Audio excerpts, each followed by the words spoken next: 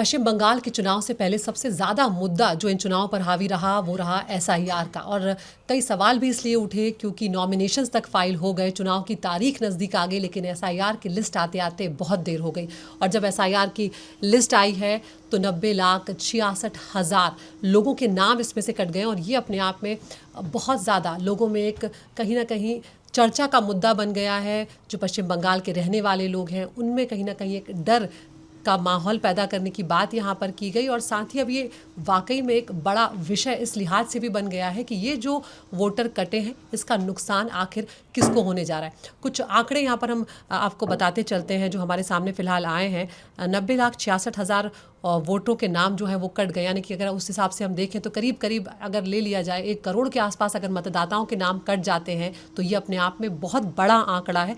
मुर्शिदाबाद में 4,55,000 वोटरों के नाम कटे हैं, पूर्वी 24 परगना में 3,25,000 और मालदा में 2,39,000 से ज़्यादा नाम जो है वो मतदाता सूची से हट गए हैं। और बार बार अगर हम याद करें कि पश्चिम बंगाल की मुख्यमंत्री ममता बनर्जी जो हैं उन्होंने ये सवाल भी उठाया, कई चुनावी रैलियों में उन्होंने ये आरोप लगाया कि एक विशेष समुदाय के नाम जो हैं वो वोटर लिस्ट से जानबूझकर काटे जा रहे हैं। तो अब पश्चिम बंगाल के चुनाव जैसे जैसे नज़दीक आ रहे हैं, ये जो नाम कटे हैं किस तरह से असर चुनाव पर डालने जा रहे हैं, इस पर हम चर्चा करेंगे। मेरे साथ दोनों हमारे ख़ास मेहमान मौजूद हैं। महुआ चटर्जी हैं मेरे साथ, अजीत कुमार झा हैं मेरे साथ। अजीत सर, आपके पास मैं पहले आना चाहूँगी यहाँ पर, किस तरह से आप देख रहे हैं, क्योंकि इससे पहले तक जब हम इसके आंकड़े की बात कर रहे थे तो वो आंकड़ा अलग था, लेकिन अब जब एक तरह से कहा जाए फाइनल लिस्ट आई है तो करीब करीब 91 लाख वोटरों के नाम कट गए। किस तरह से देख रहे हैं आप? ये जो एसआईआर हुआ है ना, ये 2 फेज़ में हुआ है। जी। तो पहला फेज़ में इसमें करीब करीब अंदाजन 60 लाख वोटर कटा। तो उस समय ना वो कहते हैं स्ट्रक्चरल डिलीशन हुआ, मतलब उसमें कोई खास वहाँ से पैटर्न नहीं मिलता है उस डिलीशन से कि किसका नाम कटा है।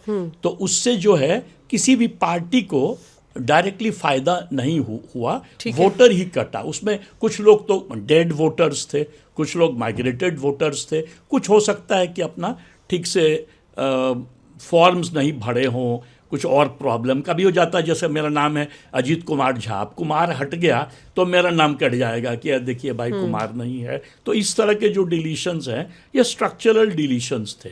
बट इसके बाद जो अभी का जो डिलीशन हुआ है करीब करीब 27 लाख 27.12 लाख जो हुआ है ऊपर से जी। वो जो है वो बेसिकली जुडिशियल ऑफिसर्स के हाथ में था, क्योंकि वो सुप्रीम कोर्ट इंटरवीन किया था और उसके लिए स्पेशल जुडिशियल ऑफिसर्स चुने गए थे, जिसको लेकर याद है ना कि मालदा में 2 दिन पहले काफ़ी हंगामा हुआ था। तो वहाँ पे जो है क्लियर कट है कि ये एक तरह से मैं कहूँगा कि अनफेयर है। इसलिए अनफेयर है कि अभी भी मतलब भारत की जो न्याय प्रणाली है उसमें होता है कि till you are not proved guilty आपको खत्म, मतलब आपका राइट्स नहीं ले सकता है, कोई भी आपको जेल में नहीं डाल सकता है। तो ये पता ही नहीं है कि ये वोटर जो है इसका ये अभी भी इसका स्टेटस क्वेश्चनबल है। बिल्कुल। अच्छा, दूसरी बात है क्वेश्चनबल है तो क्यों है? इसलिए तो नहीं है कि आप इलिटरेट हैं या आपने ठीक से फॉर्म नहीं भरा या आपको कोई हेल्प नहीं किया। अच्छा, हम जानते हैं कि बहुत मतलब हाई कोर्ट के जज उन्हीं का नाम कट गया। एक हमारे दोस्त हैं कैम्ब्रिज से पॉलिटिकल साइंटिस्ट हैं, जेएनयू में प्रोफेसर हैं, उन्होंने कहा उनका नाम कट गया। उसी तरह से बहुत हम केसेस जानते हैं। अब वो जो है केसेस वो जब दोबारा गया मतलब फॉर एडजुडिकेशन तो उसके लिए समय नहीं था। तो ये बड़ा अनफेयर प्रोसेस है, पहली बात।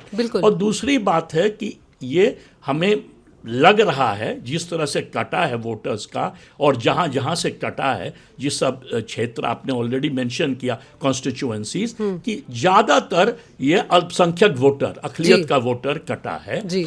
और एजम्पशन है हमारा पिछले चुनाव के बेस पर, पिछले मतलब 2021-2016 उसके पहले भी चुनाव के बेस पर, कि ज़्यादातर अल्पसंख्यक वोटर मेजॉरिटी 80-85% कोई कहेगा उससे भी ज़्यादा हो सकता है, वो तृणमूल को वोट देता था।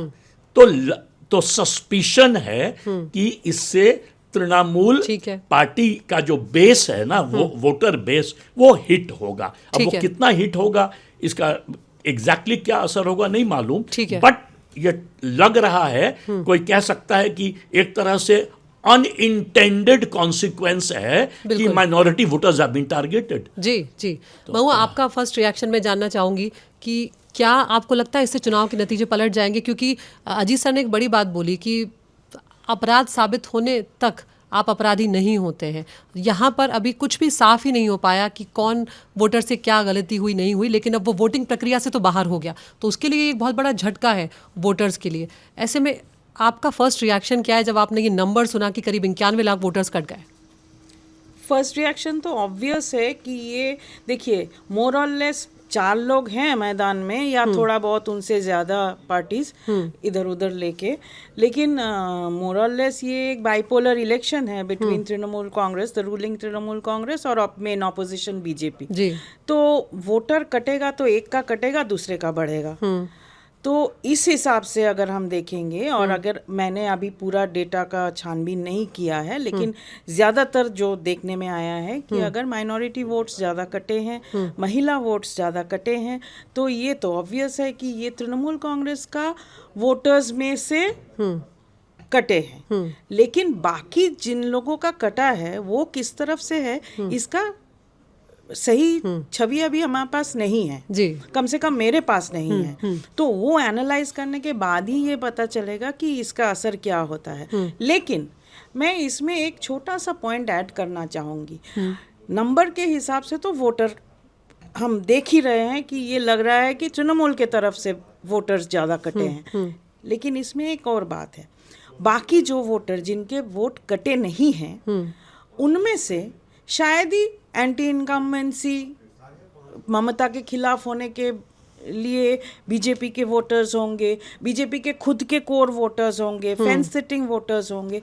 अब उनमें से बहुत लोगों का, उनमें से कुछ लोगों का नाम कटा है, उसमें से बहुत सारे लोगों को हियरिंग के लिए जाना पड़ा है, जो कि सालों सालों का वोटर है वहाँ का, अपने ही एड्रेस जहाँ भी है, वो शहर में हो या गाँव में।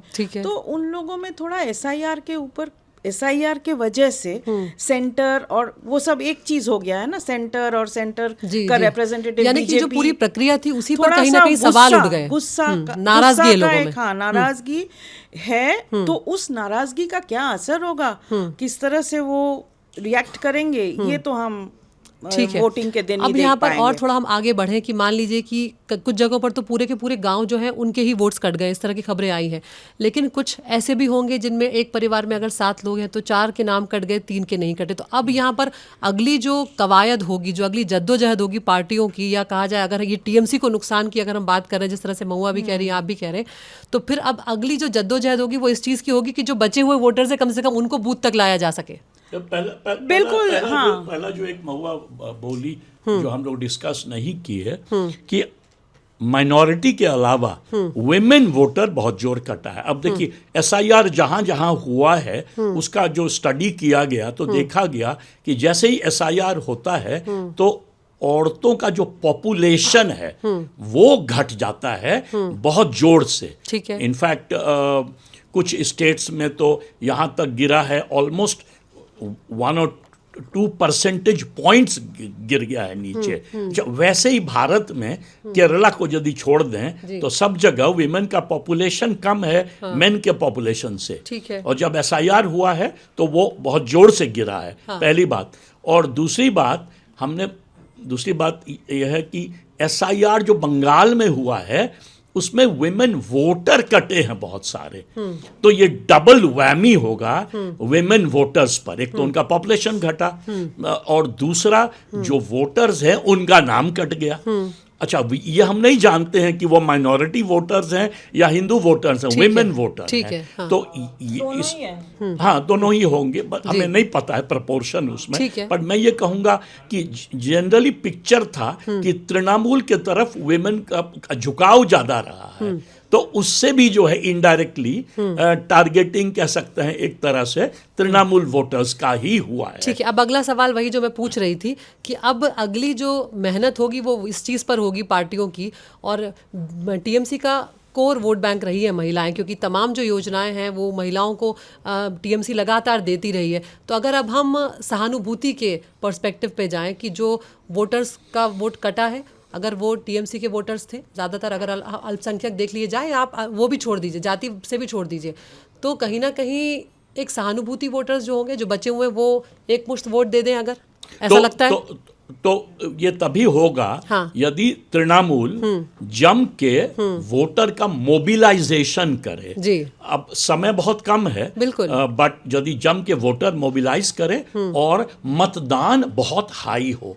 एक कारण मतदान हाई इसलिए होगा कि आपने करीब करीब 90 लाख वोटर काट दिए, तो न्यूमरेटर डिनोमिनेटर कटा तो न्यूमरेटर बढ़ जाएगा, तो टर्नआउट तो वैसे ही बढ़ जाएगा percentage wise. But effective turnout तभी बढ़ेगा यदि तृणमूल जम के अपने वोटर, जो भी उसके वोटर हैं, उनको खींच पाए बूथ तक, उनको जो है बूथ तक ले आए जा के। अब उसमें एक और प्रॉब्लम है, ईसी जो है वो बूथ के अंदर जो एजेंट होता था पार्टी का, उसको अब अलाउ नहीं कर रहा है बंगाल के चुनाव में। ठीक है, तो उसमें क्या होता है कि जब वो अंदर चला गया तो फिर वो किसके तरफ वोट दे रहा है, वो इंडिकेशन पहले होता था क्या, उसको परसुएड करते थे, फोर्स नहीं करते थे, बट तृणमूल का यदि एजेंट अंदर है तो वो उसको समझाने की कोशिश करता था। यानी कि वो हर पार्टी वाले वो काम करते ही हैं, लेकिन बात ये है कि अगर बूथ तक भी ले आए आप, जो आपका वोट बैंक रहा है, जो आपका कोर वोट बैंक रहा है, तो भी आप फिर एक वो जो मार्जिन है उसको आप खींच सकते हैं, ये कहा जा सकता है। हाँ, यदि टर्नआउट हाई हो, बंगाल का टर्नआउट हाई रहा है, केरला के तरह नहीं, बट काफी हिस्टोरिकली भी हाई रहा है, स्पेशली जब सीपीएम रूल था तो बहुत हाई हुआ करता था, क्योंकि सीपीएम का ऑर्गेनाइजेशन बहुत अच्छा था, बीच में डिक्लाइन कर गया था, बहुत मैसिव डिक्लाइन नहीं था पर डिक्लाइन था। तो टर्नआउट बढ़ने से नेचुरली फायदा उस पार्टी को होगा जो ज्यादा टर्नआउट करेगा। बट इस मामले में भी बीजेपी जो है वो ओवरऑल, मैं कह रहा हूं बंगाल के मामले में नहीं, बीजेपी टर्नआउट बढ़ाने में उस सबसे एडवांटेजियस पोजीशन में है, क्योंकि बीजेपी जो है हर बूथ पर अपने लोगों को रखता है, जिसको पन्ना प्रमुख कहते हैं।